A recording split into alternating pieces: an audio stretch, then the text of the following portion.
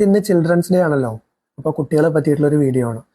2 വയസ്സിനും 3 വയസ്സിനും ഇടയിലുള്ള കുട്ടികളുടെ ഡെവലപ്മെന്റൽ സ്റ്റേജിൽ ഏറ്റവും ഇമ്പോർട്ടൻ്റ് ആയിട്ട് നടക്കുന്ന ഒരു കാര്യമാണ് അവർ ഇമോഷൻസിനെ മനസ്സിലാക്കി തുടങ്ങുക, എക്സ്പ്രസ് ചെയ്ത് തുടങ്ങുക എന്നുള്ളത്. അപ്പോൾ ഒരു വ്യക്തിയുടെ ഇമോഷണൽ ഇൻ്റലിജൻസിൻ്റെ അടിത്തറയായിട്ട് കിടക്കുന്ന ഒരു സ്റ്റേജാണ്.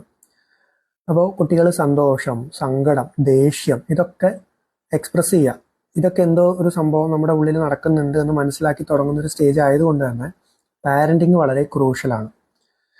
പാരൻറ്റിങ് എങ്ങനെയായിരിക്കണം ഈ സ്റ്റേജിൽ നിന്ന് റിസർച്ചുകൾ കൃത്യമായിട്ട് ഡാറ്റ നമുക്ക് തരുന്നുണ്ട്. റെസ്പോൺസീവ് ആയിട്ടുള്ള പാരൻറ്റിങ് ആയിരിക്കണം. അവർ നമ്മുടെ അടുത്ത് പറയുന്ന നീഡ്സ്, അവരുടെ ഇമോഷണൽ ആയിക്കൊള്ളട്ടെ അല്ലെങ്കിൽ മറ്റെന്തുമായിക്കൊള്ളട്ടെ, അവരുടെ നീഡ്സിനെ കൃത്യമായിട്ട് നമ്മൾ അപ്പം തന്നെ റെസ്പോണ്ട് ചെയ്യണം. ഓക്കെ ശരി നമുക്കത് ചെയ്യാം എന്നുള്ള രീതിയിൽ. അല്ലെങ്കിൽ ഇപ്പോൾ ഇമോഷൻസ് എക്സ്പ്രസ് ചെയ്യുന്ന സമയത്ത് അതിനെ വാലിഡേറ്റ് ചെയ്യണം. എന്തുകൊണ്ടാണ് സങ്കടം വരുന്നത്? ഇപ്പോൾ പാർക്കിൽ കൊണ്ടുപോയിട്ട് തിരിച്ചു കൊണ്ടുവരുന്ന ഒരു കുട്ടിക്ക് സങ്കടം വരുമ്പോൾ നമ്മൾ അച്ഛൻ അല്ലെങ്കിൽ അമ്മ എങ്ങനെ നമ്മൾ വാലിഡേറ്റ് ചെയ്യണം? നമ്മളിന്നിപ്പോൾ പാർക്കിൽ നിന്ന് പോകുന്നതുകൊണ്ടാണ് മോന് അല്ലെങ്കിൽ മോക്ക് സങ്കടം വരുന്നത്. അച്ഛന് മനസ്സിലായി അല്ലെങ്കിൽ അമ്മയ്ക്ക് മനസ്സിലായി, സാരമില്ല, നമുക്ക് നാളെ വരുമ്പോൾ കുറച്ച് നേരം കൂടി കൂടുതൽ കളിക്കാം അല്ലെങ്കിൽ കുറച്ചും കൂടി നേരത്തെ വരാം, അപ്പം മോന് സന്തോഷമാവുമല്ലോ. ഇങ്ങനെ എന്താണ് സന്തോഷം, എന്താണ് സങ്കടം, എന്തുകൊണ്ടാണ് വരുന്നത്, ഇങ്ങനെ നമ്മൾ പറഞ്ഞ് മനസ്സിലാക്കി കൊടുക്കുക. അതുപോലെ കമ്മ്യൂണിക്കേറ്റ് ചെയ്യുന്ന സമയത്ത് അവരുമായി കാര്യങ്ങൾ സംസാരിക്കുമ്പോൾ ഐ ടു ഐ കോണ്ടാക്ട് എപ്പോഴും മെയിൻറ്റെയിൻ ചെയ്യുക.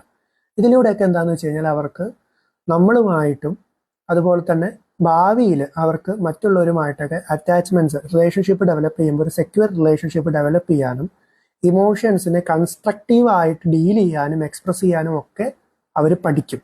ഇനി രണ്ടാമത്തെ ഒരു പ്രധാനപ്പെട്ട കാര്യം എന്ന് പറയുന്നത് ഇൻഡിപെൻഡൻ്റ് ആയിട്ട് കാര്യങ്ങൾ അവർ ചെയ്യാൻ തുടങ്ങുക എന്നുള്ളതാണ്. അത് തുടങ്ങുന്ന ഒരു സ്റ്റേജാണ്. ഭക്ഷണം കഴിക്കുമ്പോൾ, പാല് കുടിക്കുമ്പോൾ ഇൻഡിപെൻഡൻ്റ് ആയിട്ട് കാര്യങ്ങൾ ചെയ്യുക എന്നുള്ളതാണ്.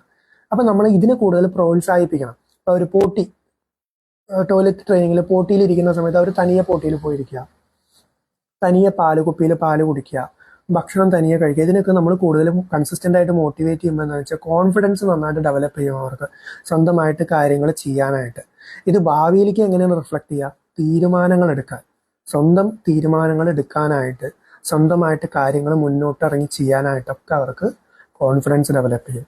അപ്പോൾ ഇമോഷണലി ഇൻ്റലിജൻ്റ് ആയിട്ടുള്ള, കോൺഫിഡൻ്റ് ആയിട്ടുള്ള ഒരു കുട്ടി നന്നായിട്ട് നമുക്ക് ഭാവിയിലേക്ക് ഡെവലപ്പ് ചെയ്ത് വരാനായിട്ട് ഈ കാര്യങ്ങളൊക്കെ നമ്മൾ ഈ ഒരു സ്റ്റേജിൽ പാരൻറ്റിങ്ങിൽ ശ്രദ്ധിക്കുക.